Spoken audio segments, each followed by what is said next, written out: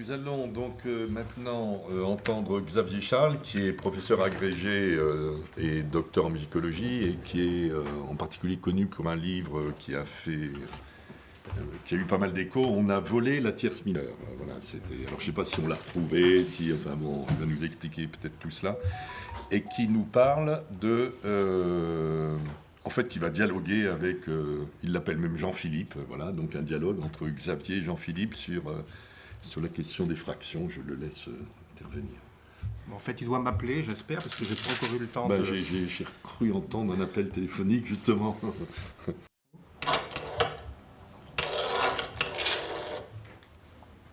Allô? C'est Jean-Philippe, tu m'avais dit de te rappeler. Ah, Jean-Philippe. Je ne m'habitue pas à t'entendre, surtout au téléphone. Tu es au courant que tu n'es plus de ce monde depuis plus de 2 siècles? Oui, évidemment. Mais il paraît que je suis bloqué entre 2 univers parce que je n'ai pas fini ce qui m'a occupé toute ma vie. Pourtant, j'ai tout écrit. Et effectivement, le volume de tes écrits est impressionnant. Tu m'avais dit que tu vivais en 2022 ? Oui. C'est amusant. Cela fait exactement 3 siècles que j'ai publié mon premier traité. Justement, je vais participer à un colloque en ton honneur. En 3 siècles, la musique a dû bien évoluer. A-t-on pensé à insérer un silence dans mes enharmonies ? Sait-on apprécier les quarts de ton ? A-t-on trouvé la basse fondamentale de tous les accords ? Mais on a dû oublier ma musique et mes théories depuis tout ce temps. On parle vraiment encore de moi ? Eh oui, 3 siècles après, tu es toujours d'actualité, tu es toujours connu et joué. Pourquoi veux-tu me parler ? C'est pour préparer ma conférence. J'aurais voulu tenter de clarifier quelques points avec toi. Tu m'as déjà pris beaucoup de mon temps avec ton enquête sur un vol de tierces mineures, il y a 10 ans. Je t'aiderai avec plaisir, mais je croyais avoir vraiment tout écrit. Oui, tu as vraiment parlé de beaucoup de choses. C'est à propos du début de ton traité, de ton argumentation mathématique, du premier livre, à la page... Pour ce qui est du premier livre, il est en quelque façon inutile pour la pratique. Je sais. Cela m'a surpris quand j'ai lu tout cela à la fin de ta préface. Je ne l'ai mis en tête de ce traité que pour la preuve de tout ce qu'il contient concernant l'harmonie. C'est bien de cela dont je veux te parler. Bien, je t'écoute. Merci de ton aide. Quand tu parles de la tierce mineure... Je m'en doutais. Je n'ai pas cru devoir passer sous silence le mode mineur, comme ont fait tous les auteurs en musique théorique. Oui, c'est tout à ton honneur. Tu en parles souvent, vraiment très souvent. Une véritable obsession. Je me demande si c'est pas cela qui te bloque entre deux mondes. Enfin, c'est grâce à ça que je peux te parler aujourd'hui. Bon, En quoi la tierce mineure te pose problème ?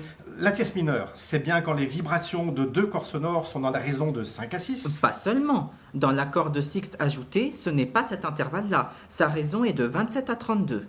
Oui, j'ai prévu d'en parler d'ailleurs, mais pour cet intervalle... Non. Tout le monde, sans en excepter le musicien, a cru jusqu'à présent que la cause de l'effet résidait dans la note du chant sur laquelle on l'éprouve, ou du moins dans l'intervalle pour lequel on y arrive. Erreur, erreur, 100 fois erreur, dont on aurait dû revenir. Oui, tu as tout à fait raison. Et du coup, il y a beaucoup d'intervalles générés par la progression des basses fondamentales. Mais oui, bien sûr. As-tu vu le tableau de mon nouveau système ? Donc, cette tierce mineure... Tous les intervalles sont engendrés de l'octave. C'est là que tous commencent et finissent. Donc la tierce mineure doit y être comprise, et pas indirectement. Cette tierce mineure est donc un intervalle direct, comme la quinte et la tierce majeure. Mais oui, j'ai écrit cela de nombreuses fois tout de même. La tierce mineure est un intervalle direct. Enfin, on peut l'appeler directe. Elle ne se rapporte pas directement au son fondamental, mais elle peut s'y rapporter. Elle est directe ou elle peut l'être. Bon, si tu permets, je voudrais revenir à la page 13 où tu écris que tu as peur qu'on te reproche que 5 n'est pas multiple de 2. Mais ce n'est que pour éviter les fractions. Je l'ai écrit clairement. Oui, tu l'as écrit même 3 fois en peu de pages. C'est bien cela qui me pose problème. Je t'écoute. Déjà, le terme multiple ne me semble pas correct. Tu voulais sans doute dire que 5 n'est pas un 2, un 4, un 8, un 16. Une puissance de 2 ? Exactement, car sinon beaucoup de nombres pourraient justifier ta base fondamentale. Parce que c'est bien cette base fondamentale que tu as en tête. Quand tu dis, je te corrige du coup, c'est parce que 5 n'est pas une puissance de 2, que tu as peur qu'on te fasse des reproches. Ce n'est que pour éviter les fractions. J'ai compris. Bon, j'avoue m'être longtemps demandé de quelle fraction tu parlais. Et en relisant tes écrits pour ma conférence, j'ai trouvé quelques endroits où tu utilises le même argument. C'est par exemple lorsque tu identifies les sons d'une progression triple ou quintuple, c'est-à-dire des bases fondamentales en relation de quinte ou de tierce majeure. Mais oui, pour éviter les fractions, on peut écrire 1, 3, 9 plutôt que 3, 1, 1 tiers. Il faut abandonner désormais toute fraction. Pourquoi ? Parce que les progressions ainsi données sans fraction auront les différentes vibrations pour objet. au lieu qu'avec ces fractions, elles auraient pour objet les différentes longueurs ou divisions de cette même corde. Je comprends. Mais du coup, quand tu dis 1, 3, 9, C'est par exemple ut, sol, ré. 2 intervalles de quinte. Je n'aime pas le mot intervalle. Pourtant, tu l'utilises souvent. Il faut bien que l'on m'entende. Tout le monde parle d'intervalle. J'espère qu'aujourd'hui ce point-là a bien été compris. Je ne suis pas sûr. Donc le 3, Toutes les fois que j'emploierai le nombre 3 ou 1 sur 3, bientôt vos yeux s'ouvriront. tu as dit cela à la toute fin de ta vie. Tu parlais donc de la quinte, de l'intervalle de quinte. Non, de la dominante. Un sol est généré par lutte. Il est senti comme une dominante et cela forme un intervalle de quinte en montant. Ou de quarte en descendant. Bien sûr, j'ai dit cela 1000 fois. Du coup, souvent quand tu écris quinte, tu penses à un seul son, pas un intervalle. Évidemment. Et pour ta progression quintuple, le 5, c'est la tierce majeure. Oui, généré par le corps sonore, on l'entend, on peut l'apprécier. C'est la mendiante d'un accord majeur. D'accord, donc le 5 représente cette médiante majeure. Mais oui, la tierce d'ut est mi, ce même mi qui peut être porté au-dessus de plusieurs octaves d'ut. Enfin, néanmoins, toujours la tierce. C'est bien le son qu'on entend résonner dans le corps sonore. Naturellement. Tiens, tu n'as pas vraiment connu cet instrument, mais voilà les vibrations émises par une corde très grave d'un piano.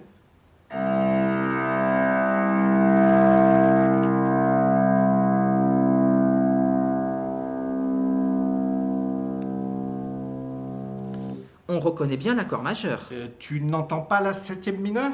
Hmm, Bon, on en reparlera. Revenons au début de ton traité. Tu illustres l'accord majeur par un triangle. qui permet de visualiser les renversements. C'est cela qui est important. C'est l'objet du chapitre, si tu regardes bien. Oui, c'est primordial. Regarde, j'ai mis les intervalles en couleur, du bleu foncé pour les intervalles mineurs, du bleu clair pour les majeurs, et comme tu le dis à la suite de Descartes, on voit bien que la quarte est l'ombre de la quinte. Mais tu embrouilles tout là avec tes intervalles. La différence du majeur au mineur ne consiste absolument que dans les tierces. Là, c'est un accord majeur. Tu préfères ça? Oui, pas de fraction, pas d'intervalle, pas de longueur de corde, que les vibrations du corps sonore. Je préfère aussi. Donc tu es d'accord que la fondamentale en noir c'est 4, 8, 16, 32 ou toutes 64. les puissances de 2. Assurément. La tierce majeure en tant que note, pas en tant qu'intervalle. Donc la médiante en bleu clair c'est 5, 10, 20, 40, 80. comme dans le commun de 80 à 81. Oui, bien sûr, c'est le son que l'on entend résonner dans une corde. Tu vois bien que sur mon triangle, le mi est 5 ou 10. Et en gris, le 3, le 6. Le 12, le 24, c'est la note qui fait la quinte générée par la fondamentale. Et juste après, ton triangle des renversements de l'accord majeur, tu passes au mineur. Oui, Mais tu n'as pas mis de triangle. non, Pourquoi? parce que... Bon, continuons. Tu dis que l'accord parfait mineur pourrait être démontré comme majeur. Mais tu n'as pas lu le supplément à la fin du traité? Il faut corriger. Il faut dire que c'est démontré comme le majeur. Tu as raison, évidemment. Mais si on applique ce que tu viens de confirmer, que le 3 c'est la quinte, au sens de la fonction d'une note, pas d'un intervalle, et de même que le 5 c'est la note qui fait la fonction de tierce majeure d'un accord majeur, et que l'on met ces fonctions en couleur, que l'on modifie ton triangle pour passer de majeur à mineur, nous obtenons effectivement un accord mineur qui garde les couleurs du majeur. Mais c'est absurde. Tu n'as pas mis de noir, il n'y a donc pas de fondamental. Avec ton bleu clair, on voit bien que c'est majeur. Et pourquoi le sol a deux couleurs? Je n'ai fait que reprendre les nombres que tu as écrits. 10 et 20, ce sont bien les octaves du 5. Oui, 15, c'est 3 fois 5, c'est la... tierce majeure de la quinte, la tierce de la dominante, la sensible, évidemment. Tu ne trouves pas que là, pour un accord mineur, cette sensible à la place de la quinte, c'est pas incongru? Et le 5 pour la fondamentale? Ce n'est que pour éviter les fractions. On y reviendra. Mais là, quand tu dis que 3 fois 5 égale 15, tu réalises que c'est une décomposition en facteur premier? Si tu le dis, effectivement, c'est comme lorsqu'on ajoute la tierce mineure de 27 à 32 à un accord de sous-dominante. Le 27, c'est 3 fois 3 fois 3. Et la note concernée est bien la quinte de la quinte de la quinte, de la fondamentale de cette sous-dominante. Et 32, c'est 2 puissance 5. Entre le son 1 et le son 32, il y a 5 octaves. Et c'est juste le 27 que tu ajoutes. C'est un seul son, pas deux, pas un intervalle. C'est évident. Certes, c'est évident, mais as-tu vraiment saisi l'importance de cela? Nous parlons de nombres premiers, de décomposition en facteurs premiers, et tout cela assume plus l'aspect mathématique que de se limiter à parler de rapports simples, comme si seule la taille des nombres avait une importance. Bref, pour revenir à ton triangle de l'accord mineur, tu ne préférerais pas ces couleurs-là? Mais oui, la fondamentale est noire, comme pour le majeur. La quinte est grise, comme pour le majeur. Et la tierce mineure en bleu foncé, elle est directe? Oui, C'est bien toi qui as justifié un petit peu partout l'accord mineur par la tierce mineure directe? oui. Et dans l'accord majeur, quand il y a une tierce mineure, ce qui, je te l'accorde, dépend de la disposition des sons à l'octave près. Cette tierce mineure, elle est directe? Non, évidemment, pas dans l'accord majeur. Le mi de ut, mi, sol n'est pas le générateur du sol. C'est l'ut qui est générateur du mi et du sol. Parce que dans ce cas, cette tierce mineure, en tant qu'intervalle déduit de lien entre les sons de l'accord et la fondamentale, c'est un 5 pour le mi, un 6 pour le sol, et que 5 n'est pas une puissance de 2, j'ai compris. Et ne me redis pas que ce n'est que pour éviter les fractions. Pour construire ton accord mineur, tu n'as donc pas raisonné comme pour le majeur. Tu as en réalité pensé à un intervalle. Tu as d'abord superposé 2 tierces, puis tu as inversé l'ordre de ces 2 tierces pour fabriquer l'accord mineur. Mais si tu veux que le son générateur soit une puissance de 2, il faudrait même préciser une puissance entière. Tu ne peux pas mettre le 5 de ton traité, mais tu ne peux pas non plus mettre le 3 que tu as utilisé 31 ans plus tard. Tu as bien écrit que ce n'est qu'à la faveur des octaves 2, 4, 8 et 16 du son fondamental et générateur 1 que peut naître en nous le sentiment des intervalles réduits à leur moindre degré, soit direct, soit renversé, soit consonant, soit dissonant. Oui, j'ai bien écrit cela. Mais tu ajoutes pour ton exemple de la tierce mineure, à l'égard de l'octave 3-6, c'est une suite du même fait. Regardons tes exemples. Pour le A, on reconnaît bien la quinte en tant que note, c'est-à-dire, si tu permets de la nommer ainsi, la fonction de quinte d'un accord. Pour le B, on voit la fonction de tierce majeure, ressentie comme telle, quelle que soit l'octave précise du Mi, même si l'intervalle de tierce majeure n'est pas présent dans l'accord. Je ne te contredirai pas, c'est l'évidence même. Ce n'est pas de l'intervalle que provient l'accord, c'est du principe, de la basse fondamentale. Dans le C, nous voyons la sensible, toujours présentée par toi et tous les théoriciens comme la tierce majeure de la quinte. La décomposition en facteur premier de son nombre est en adéquation avec le ressenti de tous. Dans le D, nous avons de nouveau une décomposition en facteur premier pour le Ré dominante de la dominante, quinte de la quinte. Cela veut-il dire que toutes les secondes majeures forment le rapport de 8 à 9 ? Absolument pas. Il y a aussi le ton mineur de 9 à 10. Tout intervalle existe selon au moins 2 raisons, suivant les basses fondamentales qui le génèrent. J'ai fait tout un tableau de cela dans mon traité. Oui, je l'ai vu. Et même dans mon nouveau système. C'est ton exemple E qui me gêne. Les nombres que tu écris correspondent à la quinte et la tierce majeure d'un accord majeur. Et tu présentes curieusement la tierce mineure comme le renversement de la 6 majeure, le tout dans l'octave 3-6. Alors que 4 ans avant, tu présentais la même tierce dans l'octave 5-10 avec... Tu ne vas pas recommencer. Si, pardon d'insister, mais que ce soit 5 ou 3, ce n'est pas conforme à ton principe. Tu ne préférerais pas cela? Le principe du majeur serait aussi le principe du mineur. Mais le mineur, c'est la progression arithmétique. Oui, tu as fini par écrire ça un peu partout en partant de l'idée d'une inversion des tierces de l'accord majeur, en invoquant une autre sorte de renversement. Un coup, la tierce mineure est directe, un coup, c'est arithmétique. Il va falloir que tu choisisses, sinon tu vas rester bloqué dans les terres pour toujours. Du coup, ton accord majeur, c'est une tierce majeure et une tierce mineure? Mais non, un accord majeur, c'est un son générateur. Sa médiante majeure, sa quinte. Bon, eh bien, l'accord mineur qui suit ce principe, c'est un son générateur, sa médiante mineure, sa quinte. Regarde, je fais passer ton exemple B du majeur au mineur. Il faudrait partir d'un son plus grave de 2 octaves. J'imagine que ton identité des octaves m'autorise à commencer à 4. Évidemment. Si je pars de ces nombres pour générer la tierce mineure, Il faut écrire 20 pour le mi, cela tombe sous le sens. et que me proposes-tu pour la fonction de tierce mineure? Je ne sais pas, il faudrait baisser le mi d'un demi-ton majeur, ou d'un demi-ton mineur, ou d'un demi-ton maxime. Regarde les pages 26 de mes traités de 1722 et 1726. Ah, je croyais que les intervalles n'étaient qu'une conséquence. C'est ça qui te perturbe depuis 300 ans, depuis la page 13 de ton traité, ce 5 qui n'est pas multiple de 2, pour éviter les fractions. En fait, il y a vraiment effraction. Tu n'as pas respecté ton principe de génération. Regarde, je te propose de remplacer le 20 par le nombre premier 19. Mais ce nombre est bien trop grand. Il vient de quelle progression? Et on ne saurait l'apprécier, on ne l'entend pas raisonner, il ne fait rien frémir. Tartini n'en a même pas parlé. Je crois que toutes tes tentatives de justification de l'accord mineur te reviennent d'un coup. Je vais essayer de répondre un petit peu à tout ça. Mais si tu veux l'entendre, ce n'est pas difficile. Tu prends un clavier accordé en tempérament égal, cette tierce mineure de 16 et 19 n'y est pas moins juste que la quinte de 2 à 3.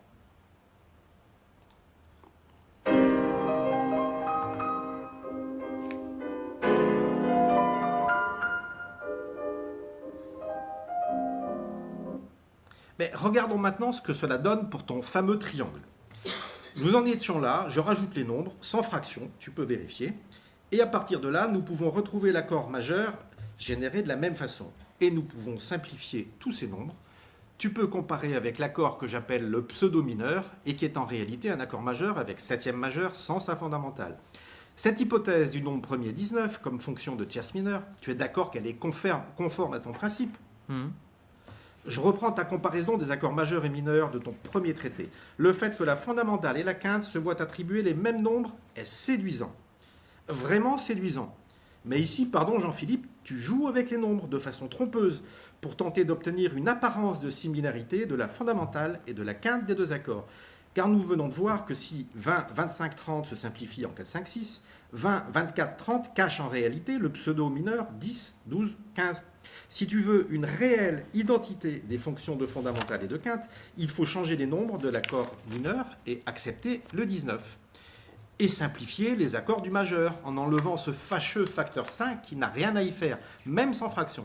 Le 16 et le 24 pour la fondamentale et la quinte remplaceront avantageusement ton 20 et ton 30. En simplifiant au maximum, nous obtenons ces nombres.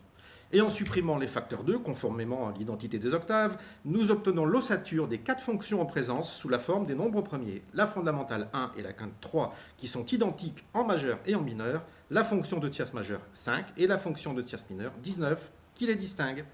Comme tu le dis souvent, ce n'est pas facile d'apprécier, de comprendre tout de suite ce que nous entendons. Mais nous pouvons néanmoins écouter quelques exemples.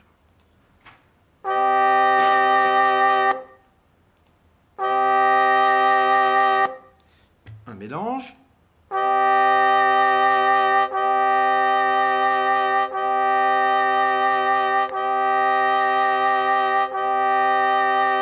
Un autre mélange.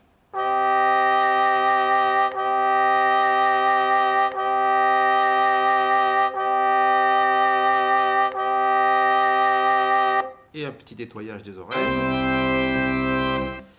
Tu es d'accord qu'avec le 19, nous avons bien une tierce mineure directe? Oui. Ton principe est donc respecté. Plutôt 2 fois qu'une. Nous avons bien un accord mineur construit selon le même principe que le majeur. Bon, tu trouvais que le 19 est un nombre trop grand. Voici un extrait du tableau des raisons naturelles et altérées dans ton traité. Tu ne trouves pas tes nombres un peu grands? Oui, mais là, ce sont des intervalles que l'on ne peut apprécier. C'est-à-dire qu'entendus isolément, on les comprend difficilement parce qu'on ne sent pas d'où ils proviennent. Oui, c'est ça. On ne sait pas de quelle base fondamentale ni de quelle progression ils naissent. Voyons donc ce que cachent tous ces nombres. Là, nous avons le comma syntonique entre une tierce majeure et 4 quintes à partir du même son grave. Ramené à ses moindres degrés. Évidemment, je ne fais pas apparaître les facteurs 2. Je respecte ton identité des octaves. Tiens, voici ce comma.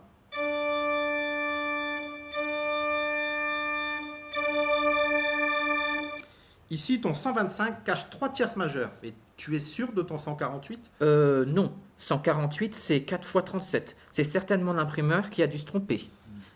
C'est évidemment 128. Du coup, c'est une puissance de 2. Ton principe, ton son générateur. Combiné de nombreuses quintes et tierces majeures fait apparaître inévitablement de très grands nombres. On ne peut donc refuser le 19 juste parce qu'il est grand. Tu admets par ailleurs sans problème le 27 et le 32. Tu es d'accord que nous pouvons apprécier ces 4 intervalles? Bien sûr. Là, c'est par exemple le mi et le sol d'un accord majeur. Et cette petite tierce mineure de 27 à 32? C'est précisément celle qu'on est forcé d'entonner lorsqu'on chante ut, fa, ré, sol, ut, lorsqu'on passe du fa au ré. J'ai déjà expliqué cela 3 fois à Monsieur Huygens. J'espère qu'aujourd'hui c'est compris par tous les musiciens et théoriciens. Ne sois pas trop optimiste. On trouve encore cet argument aujourd'hui pour dire que l'on ne peut pas jouer juste parce que sinon les 2 ut seraient différents. Dans ton explication, tu utilises comme partout des puissances de 3 provenant de tes progressions triples, parfois avec des nombres très grands. C'est pour ne pas avoir de fractions. Si tu permets, ici je simplifie tes nombres. Une vraie simplification mathématique, ce qui n'a rien à voir avec les rapports simples. J'ai divisé par 3. Du coup, on peut utiliser mes couleurs pour visualiser ta progression triple, mais le 1 attribué au Fa me gêne. J'ai bien compris que c'était... Pour éviter une fraction. Je préférerais que les ut du début et de la fin soient des 1. Du coup, on divise par 3. Et pour la sous-dominante, on ne peut malheureusement plus éviter la fraction. C'est bien ce que je te dis depuis le début. Certes, Mais ici, ce n'est mathématiquement pas la même chose que pour l'accord mineur. Dans ce cas, que l'on écrive ou pas tes fractions, ta progression triple formée de quintes existe toujours, alors que pour le mineur, c'est bien le 5, en tant que fondamental, en tant que principe, qui t'empêchait de considérer l'accord mineur comme construit sur le même modèle que le majeur, puisque reconstitué avec les débris d'un accord majeur, avec les 2 tierces, qui n'ont en réalité jamais servi à le construire. Et ta progression arithmétique ne correspond manifestement pas avec ton oreille, ni avec la mienne, et tu insistes assez souvent sur le fait que... Bien sûr, on sait assez que les rapports numériques n'ont de vertu qu'autant qu'ils représentent des vérités confirmées, du moins par la voie des sens. Et de quel autre sens que celui de Louis peut-on obtenir cette faveur ? Justement, mon oreille est plus en accord avec les nombres quand la sous-dominante Fa est visualisée comme forçant notre audition à réinterpréter l'ut comme dominante de ce Fa plutôt qu'entendue comme une dominante dès le début. Même si la question de la sensation harmonique des débuts d'une musique est à étudier au cas par cas. Tu as peut-être remarqué que les sonneries de nos maisons, comme celle de mon téléphone tout à l'heure, commencent par la médiante majeure ou mineure. Cela n'est pas facile à visualiser et je comprends pourquoi, dans ce cas, tu as voulu éviter les fractions. Mais revenons à tes différentes versions des intervalles. Tu constates que les couleurs permettent de bien comprendre l'idée de renversement. Ce n'est pas tant un intervalle qui est renversé que la hauteur précise des 2 fonctions issues de ton principe qui sont inversées. Et ce qui se cache derrière l'argument de l'identité des octaves, c'est l'identité fonctionnelle de chaque son, dont la sensation, en nous et non dans le corps sonore, n'est pas modifiée par le changement d'octave. En ce sens, la sixte majeure de 3 à 5 est bien l'inversion de la tierce mineure de 5 à 2 fois le 3, celle qu'on appelle la tierce mineure pure de raison 5 à 6. Tu conviendras que les noms de ces intervalles peuvent être une source d'ambiguïté. Faut-il toujours comprendre ces termes de majeur et de mineur de la même façon ? Bien sûr que non. J'ai étudié cela dès mon premier traité. C'est vrai. Revenons à ta sixte majeure agrandie d'un comma. Je me suis permis d'ajouter la tierce mineure issue de la présence de la fondamentale de la fonction de tierce mineure compatible avec ton principe. Cette grande sixte majeure est celle que tu ajoutes à l'accord de sous-dominante. Sauf que tu dis souvent qu'on ajoute une tierce mineure en dessous, ce qui te fait utiliser le concept d'intervalle comme s'il n'avait pas besoin de la base fondamentale pour exister, ce qui est donc contraire à ton principe. Oui, mais j'ai pris soin de prendre la tierce mineure dont le son grave est la dominante de la dominante, ce qui permet de respecter mon principe. Mais on parle aujourd'hui plus d'une sixte ajoutée. Je préfère ce que tu montres juste après. La façon dont tu l'expliques est compatible avec ton principe et tu conviendras que tous ces nombres un peu grands cachent des fonctions harmoniques clairement exprimées. On peut ne pas être d'accord, mais on peut discuter sur des concepts précis. Tu admets donc qu'un intervalle est direct, uniquement lorsque le son grave est une puissance de 2. Il le faut bien. Tu as conscience que cet accord de sous-dominante avec la dissonance de la sixte directe, de 16 à 27, fait apparaître ce que j'appelle une pseudo-carte de 20 à 27 entre la tierce majeure et cette fameuse sixte ajoutée ? Oui, bien sûr. Remonte mon tableau de 1726. Celui-ci ? Oui, zoom un peu en haut à gauche. Tu deviens un vrai geek là, Jean-Philippe. Améliore la définition de l'image. Ajoute tes couleurs. Tu reconnais ta pseudo-carte comme renversement de la pseudo-quinte. Tout à fait, Jean-Philippe. J'imagine que tu as dû l'entendre sur ton clavecin et constater que cela avait un sens musical, mais sans doute en ayant peur de ne pas être compris en acceptant un tel intervalle qui paraît monstrueux joué seul. Oui, je l'avoue, j'ai même écrit plusieurs fois que la quinte entre 2 et 3 et la quinte entre 27 et 40 réduite d'un comma, c'était la même chose, ce qui, je l'avoue aujourd'hui, manque d'argumentation. Voilà un exemple où tu peux l'entendre.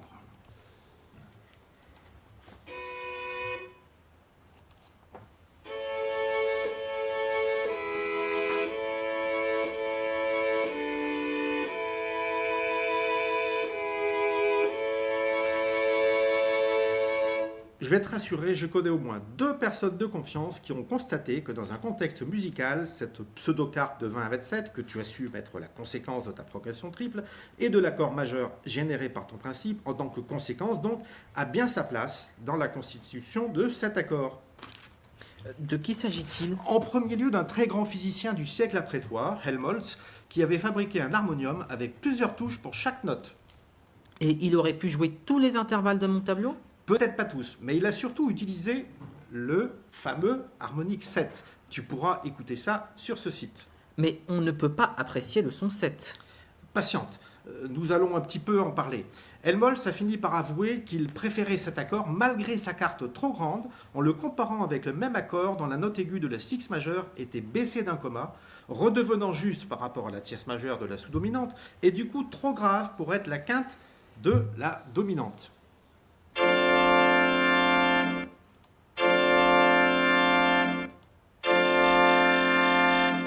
Et au siècle suivant, un spécialiste des tempéraments, Vous n'avez donc toujours pas adopté le tempérament égal? si, mais pas pour toutes les musiques. Donc Pierre-Yves Asselin a eu l'honnêteté de signaler ce qu'il ressentait, alors que c'était pourtant en désaccord avec l'idée d'intervalle pur que l'on suit lors de la réalisation des tempéraments inégaux. Il a expliqué que la dureté d'une carte agrandie d'un comma, normalement très fausse, dans un contexte musical particulier, était camouflée. En réalité, c'était tout simplement ton accord de sixte ajouté, avec une sixte majeure directe. Donc tu vois, pas d'inquiétude.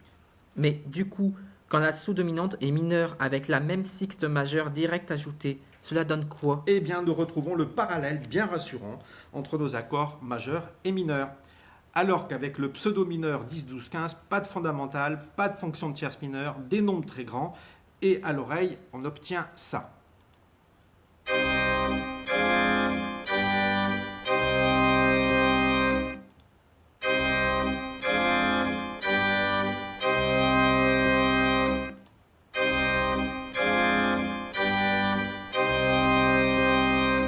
Mais comment peut-on accorder une telle tierce mineure entre 16 et 19? Bonne question.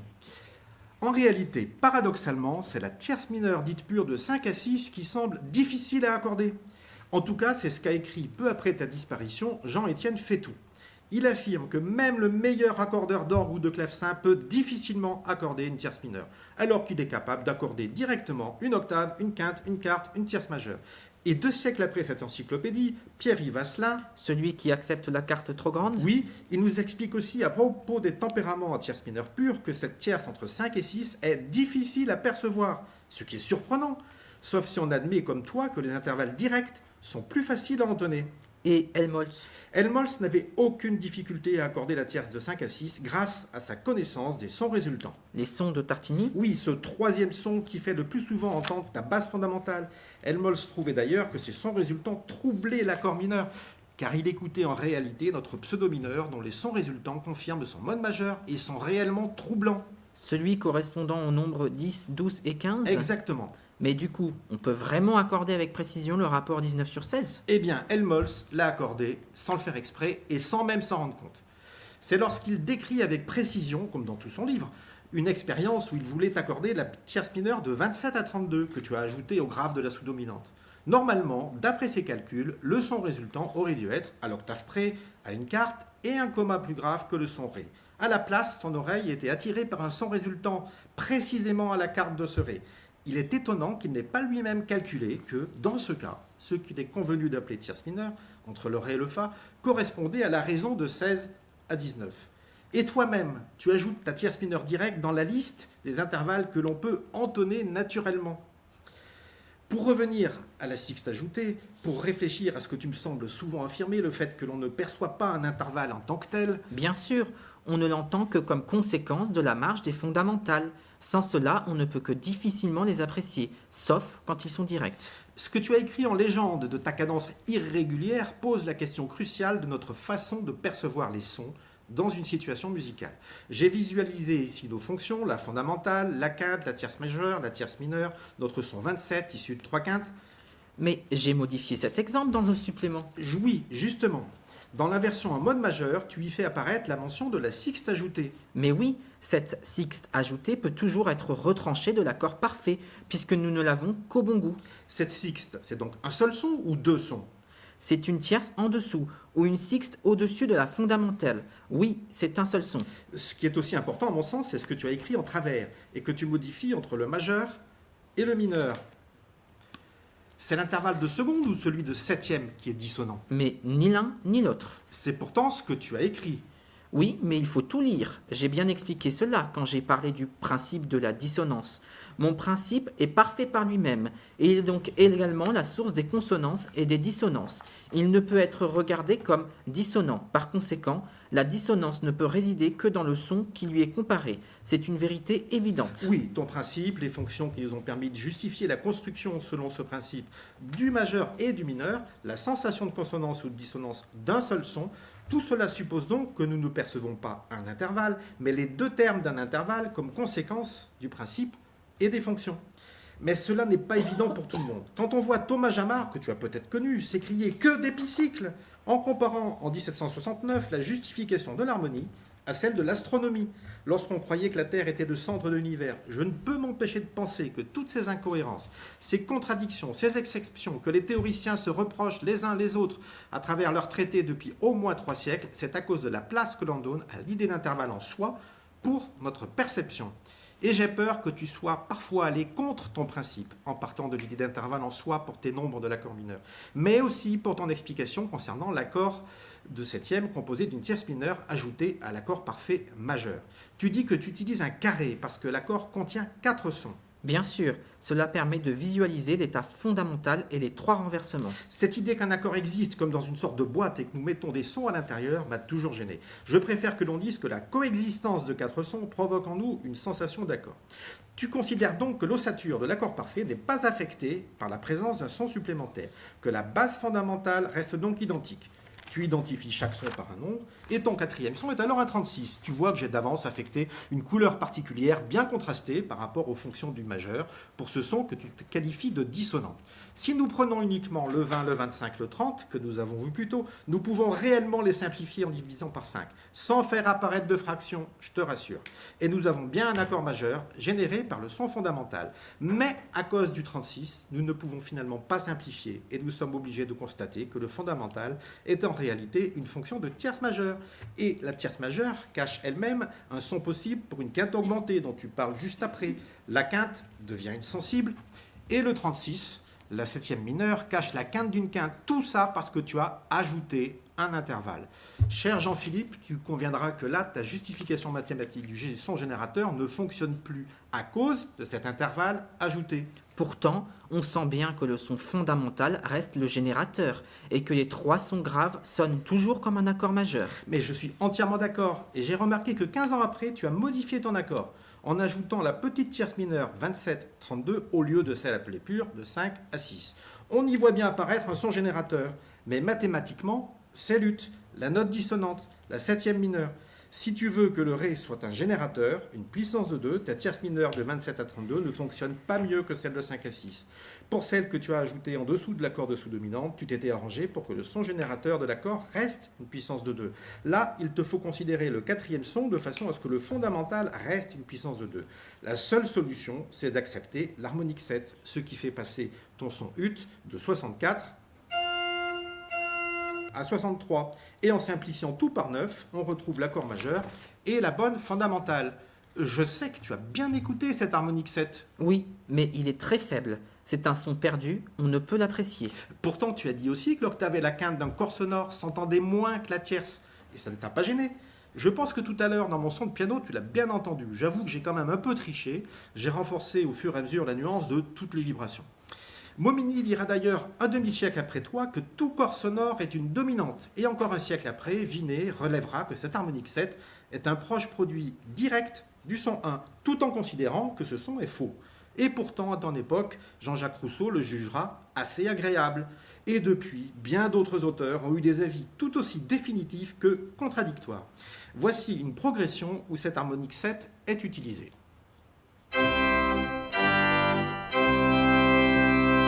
Et d'Alembert, il a fait comme Helmholtz, avec la tierce mineure 19 sur 16. Il a accordé les sons 6 et 7 sans s'en rendre compte.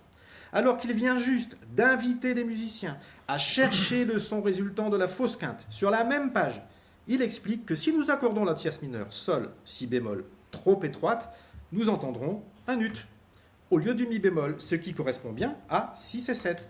Il aurait entendu le même ut avec mi et si bémol en tant que 5 et 7. Il a donc, sans le savoir, répondu à sa propre question. Et en accordant une tierce mineure intermédiaire, il aurait pu entendre, comme Helmholtz, un ré reconstituant notre accord mineur direct. La seule solution est bien d'admettre le 7 en plus du 19, mais je ne dis pas non plus que tout accord lu comme sol si ré fa sur une partition implique cette justification. Cher Jean-Philippe, j'ai peur que l'on ait plus retenu de toi cette manipulation d'intervalle de tierces que ton concept de génération et de l'identification de chaque son par une fonction associée à un nombre premier ou une combinaison de nombres premiers. Le tout en évitant les fractions. Les deux ne sont pas compatibles. Il te faut choisir. Eh bien, il faut oublier les intervalles, éviter les fractions et garder mon principe. Je suis bien d'accord avec toi. À bientôt, Jean-Philippe.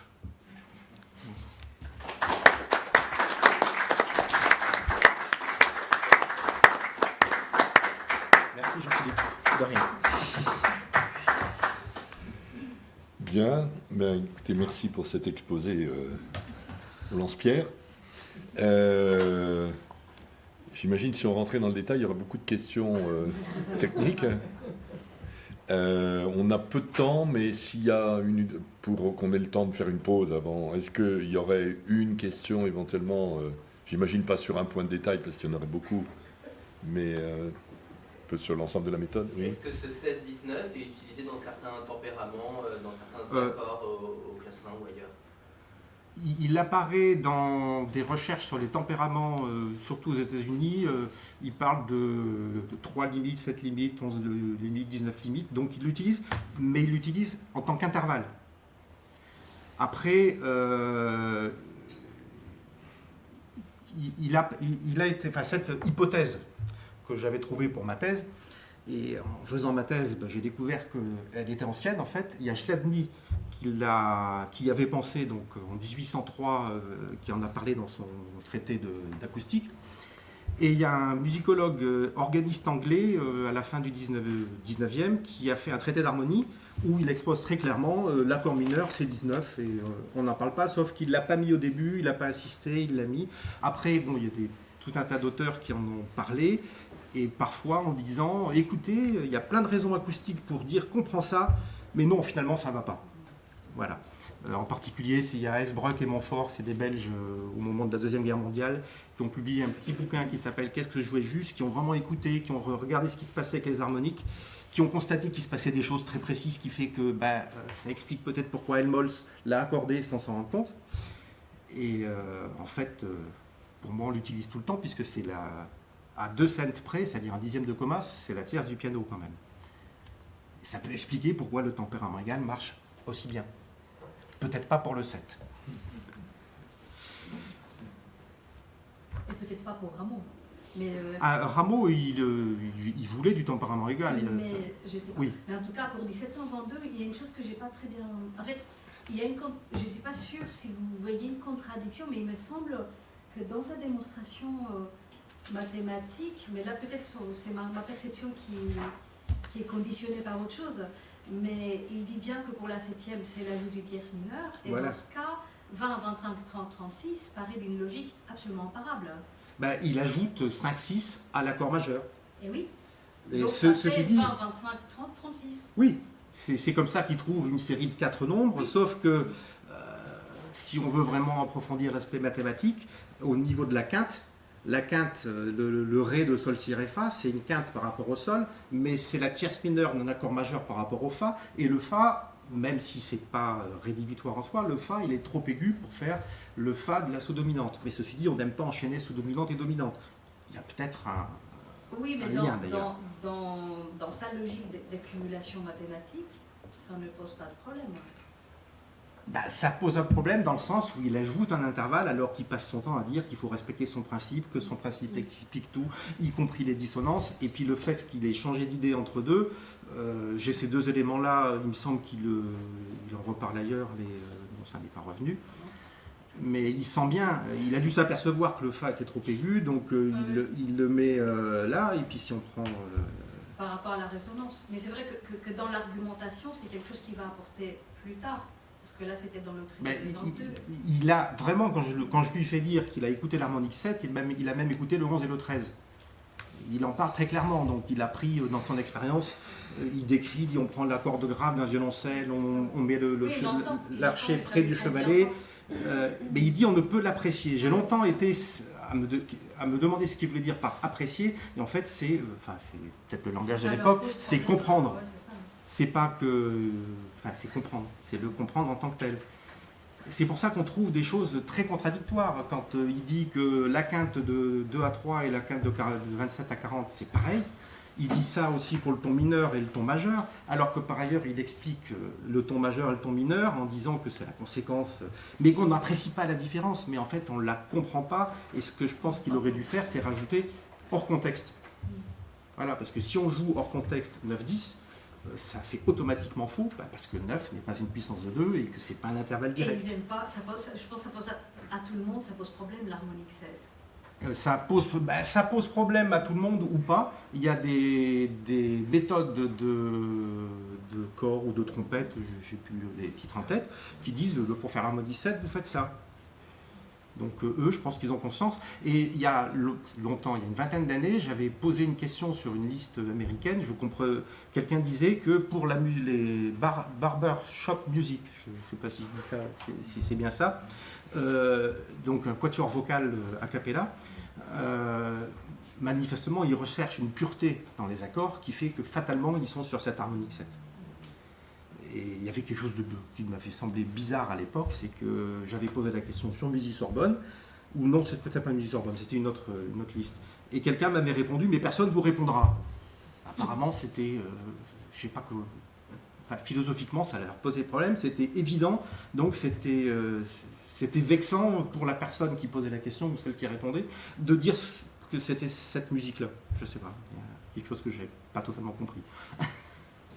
Et donc l'harmonique 7, oui, il est utilisé, ça c'est sûr. Consciemment, peut-être pas. Et puis bon, le vocal a cappella, c'est un autre Voilà, oui. Mais univers. dans le piano, on fait tout. Enfin, Ça j'avais entendu que l'emplacement du marteau par rapport à la corde était fait pour tuer un petit peu l'harmonique 7. Ça n'empêche pas que dans l'exemple que j'ai gentiment trafiqué, mais sans le faire ressortir spécialement, au bout d'un moment on l'entend. Maintenant on l'entend au bout de 5 secondes. On ne l'entend pas au frappé du son. Et d'un point de vue pratique, c'était quoi les outils pour écouter les harmoniques? Vous avez parlé du monocorde et du violoncelle, il y avait d'autres... Les outils pour... Avec quoi ils écoutaient les harmoniques? À l'époque, Oui. manifestement il écoutait sur un son grave de violoncelle. Est-ce qu'il s'est servi de ce qu'il y a dans Molière? Dans les orgues, oui. J'ai vu une fois, mais j'avoue que j'ai jamais approfondi. Il me semble qu'il y a un jeu dans certains orgues qui utilisent l'harmonique 19. La trompette marine les intéresse. Voilà, c'était ça que je cherchais, la trompette marine, oui. C'est étonnant de se dire, moi j'avais lu un livre sur les traités sur le monocorde au 9e et 10e siècle pour le chant grégorien, et qui a déjà, des siècles avant, énormément de spéculations sur l'usage du monocorde. Ah oui, mais pas du tout une problématique nouvelle. Voilà, mais en fait, quand Rameau dit c'est que pour éviter les fractions, ce que j'ai lu 10 fois au début de son traité avant de comprendre ce qu'il voulait dire, c'est parce qu'il veut plus de monocorde en fait. C'est ça qui le gêne, c'est de prendre... Il en parle, il explique comme ça. Et ces fractions, c'est ça. C'est quand il dit 5 sur 3, il voit son 5, il voit son 3, et il veut plus ça, il veut des vibrations. C'est vraiment un nombre. Ce qui m'apparaît comme la question réellement nouvelle pour Rameau, c'est la question de la base fondamentale. C'est ça qu'il a innové. On dit aussi que c'était déjà présent avant. Lui, il a mis le doigt dessus, puis il a assisté lourdement. Mais cette base fondamentale, j'aurais dû le dire à un moment donné, c'est le PGCD des fréquences dans un contexte idéal. Mais là où je dis que c'est pas dans le corps sonore qu'il faut le chercher, mais en nous, c'est parce qu'on ressent ça même en tempérament égal. Et là, il y a plusieurs auteurs qui l'ont dit et qui retombent tous sur le même exemple. Ils prennent une tierce mineure, enfin, ils donnent l'exemple d'une tierce mineure et ils disent que suivant le contexte harmonique, cette tierce mineure peut être perçue comme une seconde augmentée, avec les mêmes vibrations, puisqu'ils font l'expérience sur le piano. Donc c'est bien notre cerveau qui identifie les accords, etc. Et on a le droit de préférer un quatuor vocal, un quatuor à cordes, et puis le piano est très bien. Le terrain de la discussion de ça au XVIIe siècle, c'est le statut de la carte. Alors la carte, oui, a fait couler beaucoup d'encre. Ils se sont étripés pour savoir à quel moment on la met, mais bon, voilà. Je propose peut-être qu'on s'en tienne là. De toute façon, on reprendra la discussion dans la table ronde parce que il y a évidemment matière, y compris à mon avis, sur la question que veut dire justification mathématique dans votre propos. Parce qu'en fait, mathématiques, là, c'est simplement les nombres. C'est l'arithmétique, c'est même pas de l'arithmétique, c'est l'arithmétique vraiment élémentaire. Enfin, donc, les maths, bon. Donc c'est plutôt là. Bon, je vous propose, on reprend la discussion dans la table ronde. Donc on fait un arrêt, on reprend à l'heure prévue. On décale un petit peu, un quart d'heure, on se dit. Pas trop décalé. Alors 11h10, donc on n'a plus que 10 minutes. Merci vivement. Pardon. Merci, c'est un peu...